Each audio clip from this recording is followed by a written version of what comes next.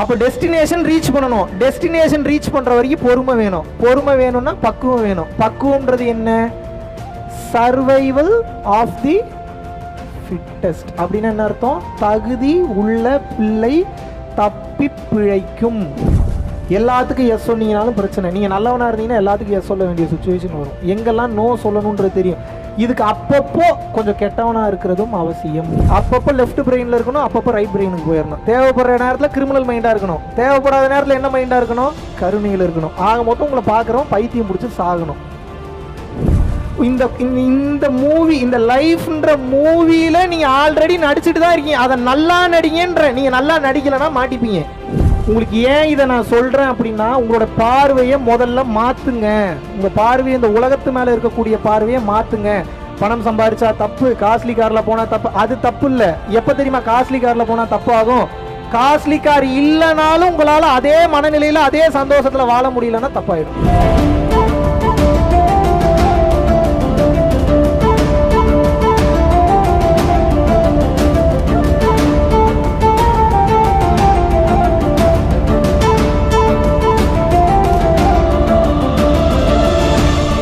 குருவே சரணம். அனைவருக்கும் வணக்கம். நம்ம ஆல்ரெடி அனௌன்ஸ் பண்ண மாதிரி வருகின்ற ஜனவரி 28ஆம் தேதி 2024 வருடம் மலேசியாவில் உள்ள செரம்பான் அப்படின்ற பகுதியிலும், அதை தொடர்ந்து பிப்ரவரி 4ஆம் தேதி 2024 வருடம் தமிழ்நாட்டில் இருக்கக்கூடிய சென்னையிலும் பரம்பொருள் யோகம் ஒரு நாள் நேரடி வகுப்பு வந்து அனௌன்ஸ் பண்றோம். ஸோ முக்திக்கான ஞான பாதையை நோக்கி பயணம் செய்பவர்கள், அதை கடந்த நிலையில் இறைவனின் அருளாசிகளை பெற வேண்டும் என்று நினைப்பவர்கள், வாழ்க்கையில நிம்மதியா தூக்கம் வர மாட்டேங்குது, நிம்மதியா தூங்கணும், நான் பல கஷ்டங்கள் இருக்கு, பல குழப்பங்கள் இருக்கு, நான் தெளிவான பாதையை நோக்கி பயணிக்கணும்னு நினைக்கிறவங்க அனைவருக்குமே செல்வ வளம் ஈட்டுவதற்காகவும் அதை கடந்த நிலையில அருளை சேர்ப்பதற்காகவும் வந்து இந்த பரம்பொருள் யோகம் ஒரு நாள் நேரடி வகுப்பு வந்து அனௌன்ஸ் பண்றோம். ஸோ மலேசியா, சிங்கப்பூர் மற்றும் சென்னை சார்ந்த பகுதியில் இருக்கிறவங்க இந்த வகுப்பில் வந்து தாராளமாக கலந்து கொள்ளலாம். கீழே உள்ள கான்டாக்ட் நம்பர் கான்டாக்ட் பண்ணி உங்களது பெயரை முன்பதிவு செய்து கொள்ளலாம். வருகின்ற தைப்பூசம் வந்து மிக சிறப்பாக உலகம் முழுவதும் இருக்கக்கூடிய தமிழர்கள் வந்து கொண்டாட போறாங்க.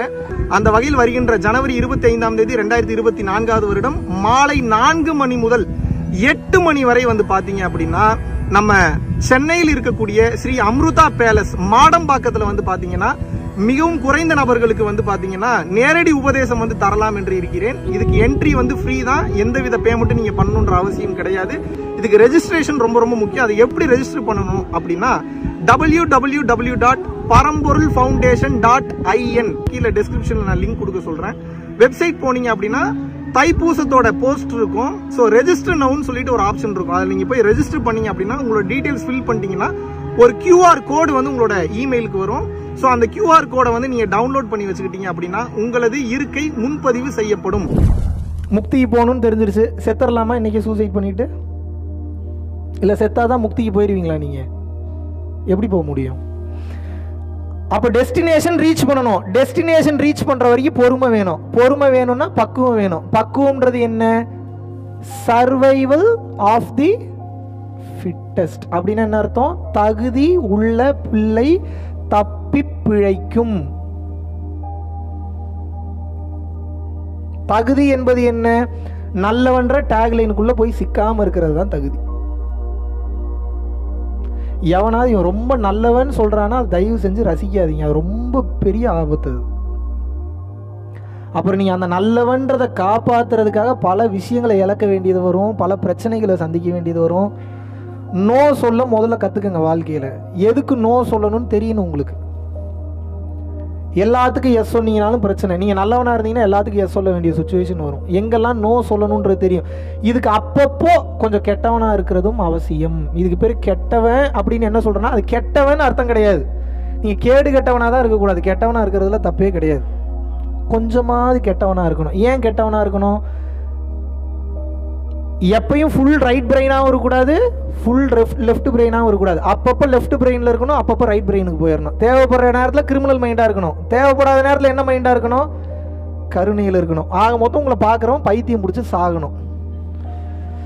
எப்படி இவன் என்ன, இவனை கண்டுபிடிக்கவே முடியலையே, இவனை கணிக்கவே முடியல, நம்மளை எவனும் கணிக்கவே கூடாதுங்கிறேன் நான். அப்படி இருந்தால் தான் சரியான வாழ்க்கை வாழ்றீங்க. ஒன்று ஒருத்தன் கணிச்சிட்டான்னா உங்களை ஈஸியாக மேனிப்புலேட் பண்ணிடுவாங்க. எப்படிங்க நீங்கள் தப்பிப்பீங்க? உங்களை கணிக்கிறதுக்கு விடவே கூடாது. மாறிக்கிட்டே இருக்கணும். இந்த சென்ஸ் உங்கள் கேரக்டர் கிடையாது, உங்களுடைய ஆக்டிங் கேரக்டர், உங்களோட இன்சைடு கேரக்டர் நான் சொல்லலை, அந்த ஆக்ட் பண்ணக்கூடிய கேரக்டர் இடத்துக்கு தகுந்தாற் போல மாறணும். எப்படின்னா, இப்போ உங்கள் பிள்ளைகிட்ட இருக்கும்போது ஒரு தாயாக நடிக்கிறீங்களா இல்லையா? உண்மையாக இருக்கலாம் சொல்லாதீங்க, நடிக்கிறீங்க, அதுதான் உண்மை. உங்கள் புருஷன் வந்தோடனே என்னவா மாறுறீங்க? மிக சிறந்த மனைவியாக நடிக்கிறீங்க, அப்படித்தானே? இல்லைன்னு வேற சொல்லுவீங்களா நீங்கள்? நல்ல வேலை, தப்பிச்சிட்டீங்க. உங்கள் புருஷன்கிட்ட மிக சிறந்த மனைவியாக நடிக்கிறீங்க. அப்புறம் உங்களுடைய அம்மா கிட்ட போகும்போது மிக சிறந்த மகளாக நடிக்கின்றீர்கள். உங்கள் ஃப்ரெண்டு கிட்ட போகும்போது மிக சிறந்த ஃப்ரெண்டாக நடிக்கிறீங்க. உங்கள் வாத்தியார்கிட்ட போகும்போது மிக சிறந்த மாணவியாக நடிக்கிறீங்க. S R no? ஒரு குரு கிட்ட போகும்போது மிக சிறந்த சீடனா நடிக்கிறீங்க. ஆக மொத்தம் நீங்க என்ன பண்றீங்க? நடிக்கிறீங்க.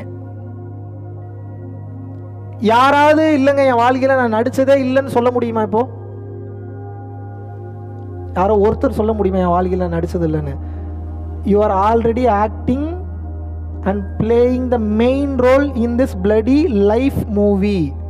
இந்த மூவி, இந்த லைஃப்ன்ற மூவியில நீங்க ஆல்ரெடி நடிச்சுட்டு தான் இருக்கீங்க. அதை நல்லா நடிங்கன்ற. நீங்க நல்லா நடிக்கலன்னா மாட்டிப்பீங்க. இப்போ நான் ஒரு ரேஞ்ச் ரோவர் கார் வாங்கியிருக்கேன், ஒரு எக்ஸாம்பிளுக்கு சொல்றேன். நான் நடந்தும் வருவேன், சைக்கிள்லயும் வருவேன், மாருதி 800லயும் வருவேன், எதுல வேணாலும் வருவேன். எனக்கு ரேஞ்ச் ரோவர் வாங்கக்கூடிய அவசியம் என்ன? என் கூட இருக்கிறவங்களுக்கு நல்லா தெரியும். நடந்து வான்னு சொன்னாலும் வருவேன், சைக்கிள் ஓட்டிட்டு வான்னு சொன்னாலும் வருவேன். அப்படி ரோட்ல போய் படுத்துக்கனாலும் நான் பாட்டுக்கு ஜாலியாக காலாட்டிக்கிட்டே படுத்துட்டு இருப்பேன். பேய் போல் திரிந்து பிணம் போல் கிடந்து இட்ட பிச்சை எல்லாம் நாய் போல் தின்று நரி போல் உழன்று நன் மங்கையரை தாய் போல் கருதி தமர் போல் அனைவருக்கும் தாழ்மை சொல்லி சேய் போல் இருப்பர் கண்டீர் உண்மை ஞானம் தெளிந்தவர். பட்டினத்தார் சொன்னது எல்லாத்தையும் ஃபாலோ பண்ணிட்டு தான் இருக்கேன். அது ஒரு மேட்ரு இல்லை. இருந்தாலும் எனக்கு எதுக்கு ரேஞ்ச் ரோவர் இருக்காரு ஏன்னு சொல்றேன் கேளு. என் நோக்கம் இப்போ வேற. மக்களுக்கு ஞானத்தை கொண்டு போய் சேர்க்கணும் அப்படின்னா பொருள் வேண்டும். பொருள் யாருக்கிட்ட இருக்கு? பொருள் அதிகமாக வச்சிருக்கிறவங்க கிட்ட இருக்கு. பொருள் அதிகமாக வச்சிருக்கிறவன் எல்லாரையும் அப்படி சொல்ல, but majority of the people என்ன நினைக்கிறாங்க? நான் ஒரு இடத்துக்கு போய் ஒருத்தனுக்கு உதவி பண்ணா அவன் அந்த அளவுக்கு குவாலிட்டியான ஒரு பர்சனாக இருக்கணும். பீப்புள்ஸ் காமன் மைண்ட் செட் என்ன அப்படின்னா, அவன் ஒரு நல்ல அங்கீகாரத்தில் நல்ல ஒரு அந்தஸ்தில் இருக்கிறானான்னு பார்க்குறான். அந்த அந்தஸ்துக்கு வேற வழி இல்லாமல் அந்த கார் தேவைப்படுது. நான் சொல்றது புரியுதா உங்களுக்கு? இப்போ ஒன்றும் இல்லை, ஒரு சின்ன ஒரு எக்ஸாம்பிள் சொல்கிறேன். இப்போ நான் ஒரு சைக்கிளில் வந்து இறங்கி இந்த கிளாஸ் என்னால் எடுக்க முடியும், காரில் வந்து இறங்கி இந்த கிளாஸ் என்னால் எடுக்க முடியும். பட் எப்போ கண்டென்ட் வந்து நம்ம எந்த காரில் வந்து எந்த இதில் இறங்கி எது பண்ணாலும் அதை தான் பண்ண போகிறோம். இருந்தாலும் இந்த காரில் வந்து இறங்கி நான் வரும்போது அந்த காரை பார்க்கும் போதே உங்களுக்கு என்ன தோணும்? சொல்லுங்க, என்னன்னு தோணும் உங்களுக்கு? நல்லா புரிஞ்சுக்கணும். ஆட்டோமேட்டிக்காக உங்கள் மைண்டு ட்ரிகர் ஆகிடும். என்ன ட்ரிகர் ஆகும் அப்படின்னா, கொஞ்சம் வசதியான ஆளாக இருப்பார் போல் தோணுமா தோணாதா? கொஞ்சம் சம்பாரிச்சிட்டாரு போலையே கொஞ்சம் நல்லா தோணுமா தோணாதா? இப்போ ஆட்டோமேட்டிக்காகவே உங்களுக்குள்ள அந்த ரெஸ்பெக்ட் என் மேலே வந்துருமா வந்துடாதா? இப்போ நான் வேற ஒரு காரில் வந்தேன்னா நான் முதல்ல இறங்கி வந்து நான் யாருன்னு சொல்லி நான் ப்ரூவ் பண்ணணும், நான் சொல்லணும் நான் இது நான் அது. இப்போ நான் அந்த காரில் இறங்கி வந்து நான் சொல்ல தேவையில்ல, காரே சொல்லிடுறேன் எல்லாத்தையும். சொல்லுமா சொல்லாதா? இப்போ நான் கார் இல்லாமையும் போவேன், நடந்து போவேன், அது வேற மேட்ரு. இப்போ என் நோக்கத்துக்கு அந்த கார் தேவைப்படுது. ஏன்? I am acting in front of the world. இதுக்கு மேலே என்னால் உங்களுக்கு எப்படி புரிய வைக்கிறேன்னு தெரியல. நானே மிக சிறந்த நடிகன், மிக சிறந்த முறையில் இந்த உலகத்தில் நடித்து கொண்டிருக்கிறேன். நல்லா புரிஞ்சுக்கணும். என்ன மாதிரி மிக சிறந்த நடிகனை உலகத்திலேயே பார்க்க முடியாது. தேவைப்பட்டா கார்லையும் போவேன், ஃப்ளைட்லையும் போவேன், நடந்தும் போவேன், என்ன வேணாலும் பண்ணுவேன். ஏன்? என் நோக்கத்திற்காக எதை வேண்டுமானாலும் நான் மாற்றிக்கொள்வேன், எதை வேண்டுமானாலும் நான் பெறுவேன், எதை வேண்டுமானாலும் நான் விட்டு கொடுப்பேன். ஏன்? என் குருநாதர் எனக்கு போட்ட கட்டளை அப்படி. இதை முடிக்காம வரக்கூடாதுன்ட்டார். முடிக்காம வரக்கூடாதுன்னா இதுக்குண்டான எந்த எக்ஸ்ட்ரீம் வேணாலும் நான் போவேன். அதுக்காக என் உயிரையும் கொடுப்பேன், உயிரையும் இழப்பேன், சத்தியமாக சொல்கின்றேன். இந்த நொடி இறைவன் கீழே இறங்கி வந்து இங்க இருக்கக்கூடிய 73 பேருக்கு நான் முக்தி கொடுக்குறோம், உயிரை கொடுத்துருன்னா சந்தோஷமா கையை தூக்கிட்டு எப்பா எல்லாத்துக்கும் முக்தி கொடுத்துரு, என் உயிரை எடுத்துக்கின்றுவேன். அந்த அளவுக்கு கம்ப்ளீட் சரணாகதியில் இருக்கேன். உங்களுக்கு ஏன் இதை நான் சொல்றேன் அப்படின்னா, உங்களோட பார்வையை முதல்ல மாத்துங்க.